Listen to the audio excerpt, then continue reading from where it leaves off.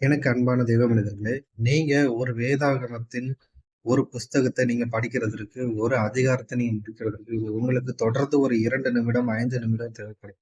ஆனால் நான் முழு வேதாகமத்தையும் 15, 15, 30 நிமிடங்களில் நான் உங்களுக்கு வாசித்து காண்பிக்கிறேன்.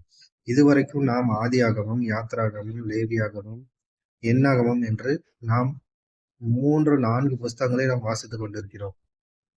இன்றைக்கு நான் 5வது நாளான இன்றைக்கு நான் என்னாகமத்தின் பகுதி 2வது நான் வாசிக்கப் போகிறேன்.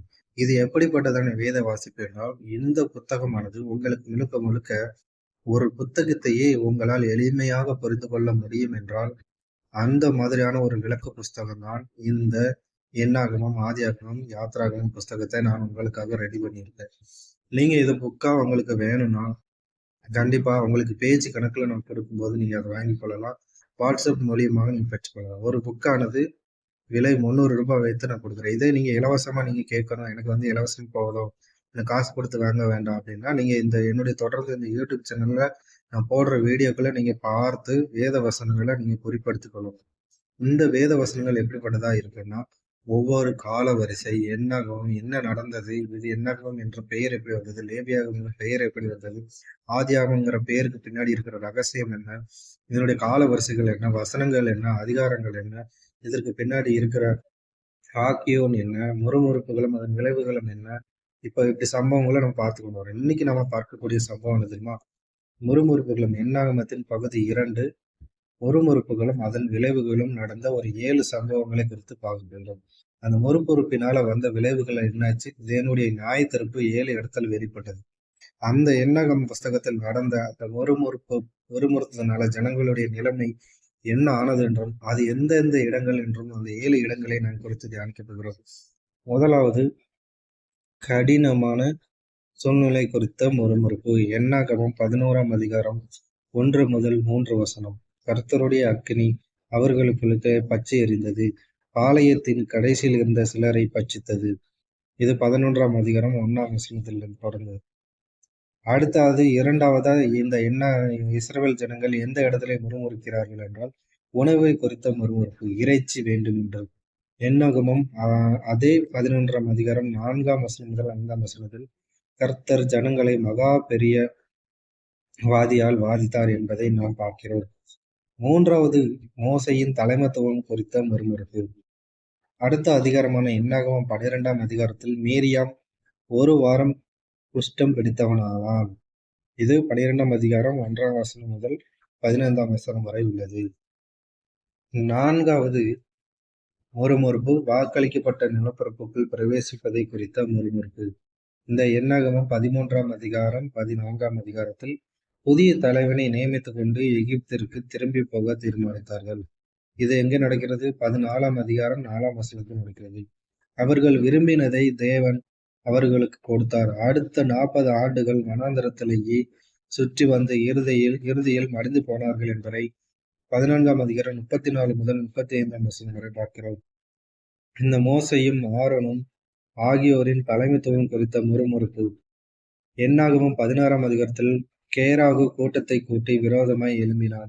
அவனும் அவனது கூட்டமும் உயிரோடு பாதாளத்தில் இறங்கினார்கள் என்பதை என்னாகமம் 16ஆம் அதிகாரம் 1 முதல் 33ஆம் வசனம் வரை வாசிக்கிறோம். தண்ணீருக்காக முறுமுறுத்தார்கள். இறுதியில் தேவன் சொன்னதை செய்யாமல் மோசே கன்மலையை 2 முறை அடித்ததால் அவன் வாக்களிப்பின் நிலத்திற்குள் பிரவேசிப்பதை தேவன் தடை செய்தார். இதை என்னாகமம் 20ஆம் அதிகாரம் 1 முதல் 13ஆம் வசனம் வரை வாசிக்கிறோம். அப்பத்திற்காகவும் தண்ணீருக்காகவும் முறுமுறுத்தார்கள். கர்த்தர் கொள்ளுவாய் சர்ப்பங்களை ஜனங்களுக்குள்ளே அனுப்பினார். அவைகள் ஜனங்களை கடித்ததினால் இஸ்ரவேலருக்குள்ளே அநேக ஜனங்கள் செத்தார்கள். எனக்கு அன்பானவர்களே, என்னதான் நான் தேவனுடைய மனிதனாய் இருந்தாலும் இந்த முறுமுறுப்பு என்பது எந்த இடத்தில் இருக்கக்கூடாது என்பதை தேவன் எனக்கு தெளிவாய் நம்மிடத்திலே புதிய ஏற்பாட்டிலும் நம்மளோடு பேசுகிறார். அந்த வசனத்தையும் நாம் குறித்து பார்த்து வருவோம்.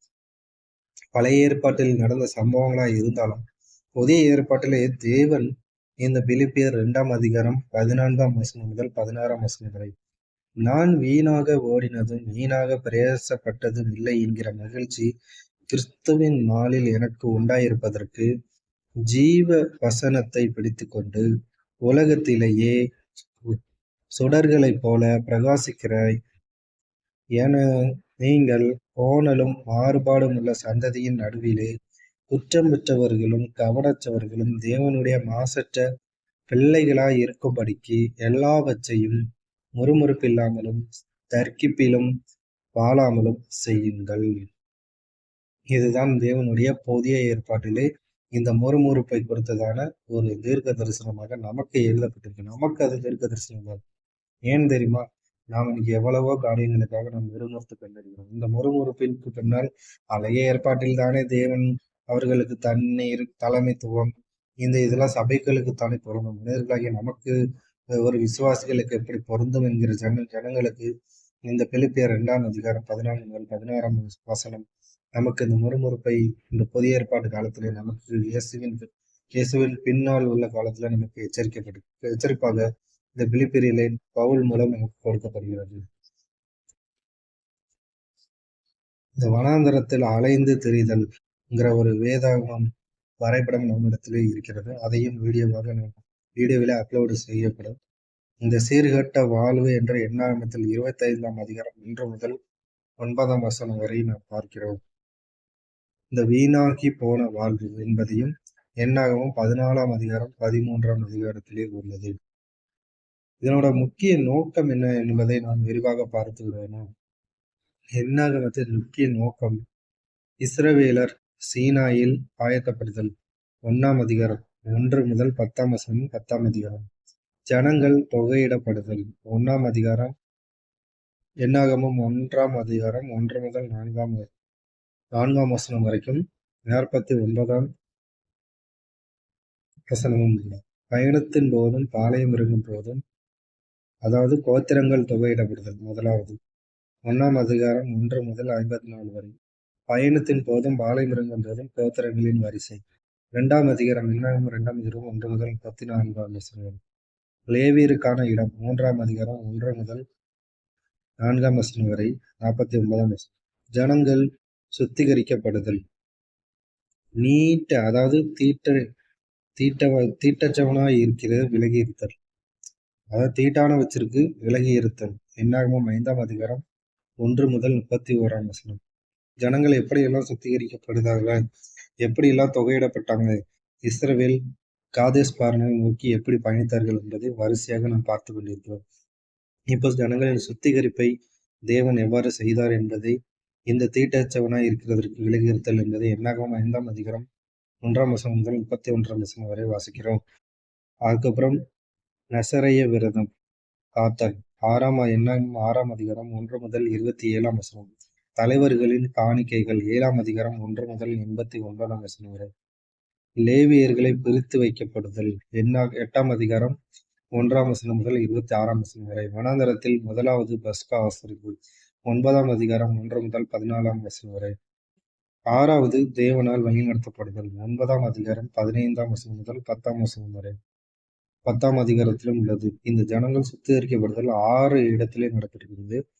அதை நாம் வரிசையாக பார்த்தோம். 2வது இஸ்ரவேலில் கதோஸ் பார்வனோவை நோக்கி பயணித்தல். பயணத்தின் ஆரம்பம் எண்ணாகமம் 10ஆம் அதிகாரம் 11 முதல் 36ஆம் வசனம் வரை. அதன் பிறகு அவர்கள் முறுமுறுப்புகளின் ஆரம்பமாகிறது.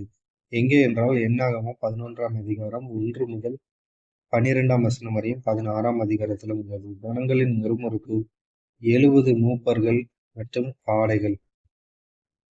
மீரியாம் ஆரோன் ஆகியோரின் முறுமுறுப்பு. மீரியாமின் குஷ்டம் 12ஆம் அதிகாரம் 1 முதல் 16ஆம் வசனம் வரை.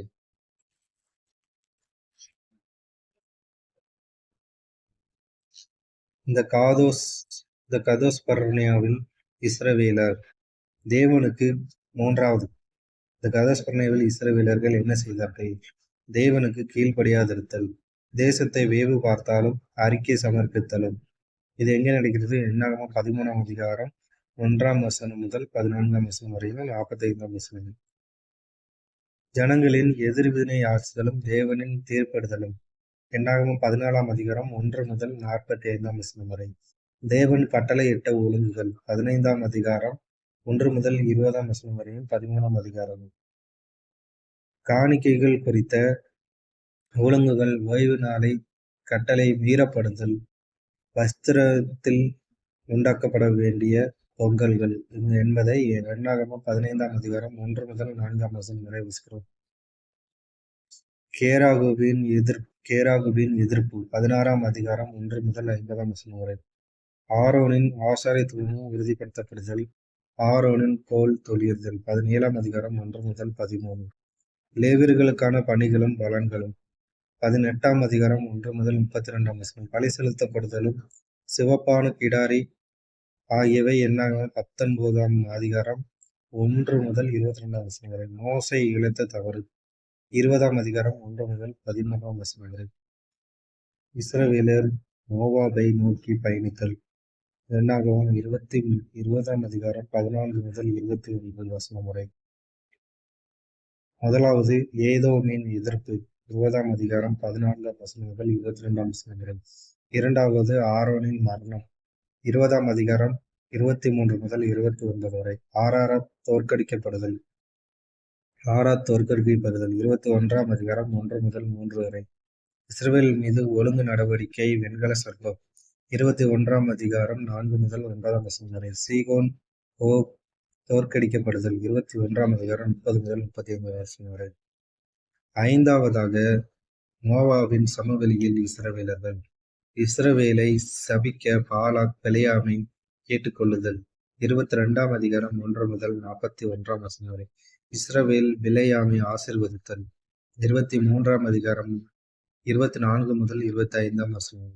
இஸ்ரவேலர் பாகாலையும் பேயாரையும் வழிபடுதல் 25ஆம் அதிகாரம் 1 முதல் 18ஆம் வசனம் வரை. புதிய சந்ததியார் தொகையிடப்படுதல் 26ஆம் அதிகாரம் 1 முதல் 65ஆம் வசனம் வரை. ஜனங்கள் அறிவுறுத்தப்படுதல் 27ஆம் அதிகாரம் 1 முதல் 30ஆம் வசனம் வரை. அதாவது காணியாட்சி உரிமை குறித்த சட்டங்கள், யோசுவாவின் நியமனம், காணிக்கை பண்டிகைகள் குறித்த ஒழுங்குகள், பொருத்தனைகள் குறித்த கட்டளைகள். இது எல்லாமே 27ஆம் அதிகாரமும் 28ஆம் அதிகாரமும் 30ஆம் அதிகாரத்திலே வருகிறது. இந்த மீதியானவர்களை தோற்கடித்தல் 31ஆம் அதிகாரம் 1 முதல் 54ஆம் வசனம் வரை. இரண்டரை கோத்திரத்தார் யோர்தானுக்கு இப்புறத்தில் குடியேறுதல் 32ஆம் அதிகாரம் 1 முதல் 42ஆம் வசனம் வரை. எகிப்திலிருந்து மோவாப் வரையான பயணம் நீலையாவு செய்யப்படுதல். அதாவது எகிப்திலிருந்து மோவாப் வரையான பயணம் நீலையாவு செய்யப்படுதல் 33ஆம் அதிகாரம் 1 முதல் 49ஆம் வசனம் வரை. நிலத்தை கையகப்படுத்த அறிவுறுத்தப்படுதல் 33ஆம் அதிகாரம் 50 முதல் 56ஆம் வசனம் வரை.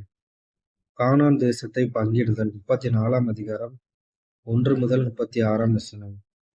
இது எங்கெங்கே வகுக்கப்படுகிறது என்பதை பார்க்கலாம். முதலாவது எல்லைகள், இரண்டாவது பகிர்ந்தளிப்பு, மூன்றாவது லேவியர்களுக்கு பட்டணங்கள், நாலாவது அடைக்கல பட்டணங்கள், ஐந்தாவது பெண்களுக்கான காணியாட்சி உரிமை, கடைசியாக எண்ணாகமம் 36ஆம் அதிகாரம் 1 முதல் 12ஆம் வசனங்கள்.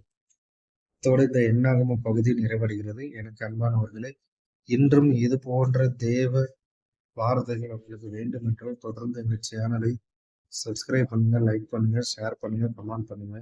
யாருமே இந்த வீடியோவை ஒரு நிமிஷத்துக்கு மேல பார்க்க மாட்டேங்கிறாங்க. இந்த வீடியோ முழுக்க என்னுடைய வார்த்தை குறித்தான திட்டங்கள் குறித்தாங்க. இப்ப நம்ம ஒரு வேதாகமத்தை நம்ம படிக்கிறோம்னா நமக்கு அது எளிமையா புரியுற மாதிரி உங்களுக்கு வேத வசனத்தோட வழக்கங்களோட ஒரு தலைப்புகளை வச்சு மேப்பு, புவியியல் அமைப்பு, காலவரிசை, ஆண்டுகள், நடத்தப்பட்ட விதங்கள், நடந்த சம்பவங்கள் எல்லாத்தையும் உங்களுக்கு சுருக்கமா நம்ம கொடுக்கும்போது உங்களுக்கு எளிமையா புரிந்து கொள்ளும். அப்போ ஒரு வேதாகம்ங்கிறது உங்களால 15 நிமிஷத்துல படித்து புரிந்து கொள்ள முடியும். இது வரைக்கும் நீங்க படிச்ச விஷயங்களை நீங்க எளிமையா படிச்சா உங்களுக்கு எவ்வளவு ஈஸியா இருக்கும். இப்ப நான் வாசிச்சதுல இந்த ஆதியாகமம், லேவியாகமம், எண்ணாகமம், யாத்ராகமம் எல்லாம் எனக்கு ஓரளவுக்கு இப்ப நான் சாதாரணமா நான் வச்சிருக்கிறது வேதாகமத்தை எடுத்து நான் படிக்கும்போது வசனங்களா படிக்கும்போது எனக்கு அவ்வளவு எளிமையா புரியும். ஏன்னா அந்த அளவுக்கு எனக்கு இந்த புத்தகமானது ஒரு பெரிய ஒரு விளக்கத்தையும் தெளிவையும் கொடுத்துச்சு. என்னால ஒரு வேதாகமத்தை எளிமையா புரிந்து கொள்ள முடியுங்கிற அளவுக்கு இந்த புத்தகம் அவ்வளவு எளிமையா இருக்கு. நீங்க விருப்பம் உள்ளவர்கள் நேரடியாக வாங்கிக் கொள்ளலாம். ஒரு புத்தகத்தின் விலை நம்ம ரூ. 300 வச்சு நம்ம குடுக்குறோம். அப்படிங்கும்போது 66 புத்தகங்களும் தனித்தனியா குடுத்தாலும் சரி, ஒரே புக்கா நீங்க வாங்கிட்டாலும் உங்களுக்கு மொத்தமாவும் குடுக்கப்படும். நீங்க சேனல் மூலியமாவும் நீங்க வாங்கிக்கிடலாம். இல்ல WhatsApp மூலியமா வாங்குனா நம்பர் உங்களுக்கு நான் வந்து டிஸ்ப்ளேல உங்களுக்கு வந்து வரும். இல்லன்னா தம்ப்லைன்லயே உங்களுக்கு நம்பர் இருக்கும். நீங்க கான்டாக்ட் பண்ணி நீங்க எங்களோட இணைஞ்சு இந்த புத்தகங்கள பெற்றுக்கொள்ளலாம். இது வந்து பேஜ் கணக்கா தான் குடுக்கப்படும். பேஜ் கணக்குனா 18 யாத்ராகமம் 18 பக்கம் உங்களுக்கு கிடைக்குதுன்னா, அத நீங்க ஒரு புக்கா பிரிண்ட் அவுட் எடுத்து நீங்க வச்சு நீங்க யாத்ராகம வசனங்களையும், இந்த படிக்கும்போது உங்களுக்கு அவ்வளவு தெளிவா புரியும். இந்த மாரி ஒரு வேதாகமம் எங்கேயுமே கிடைக்காது. விருப்பமுள்ளவர்கள் ஆர்டர் பண்ணுங்க, பெற்றுக்கொள்ளுங்க. தேவ வார்த்தை உங்களோடு இருப்பதாக. தேவன் உங்களை ஆசீர்வதிப்பாராக. நாளைக்கு உபாகமத்தை தொடங்குவோம். உபாகமம் 3 சந்திப்போம். இயேசு நாமத்தில் நன்றி.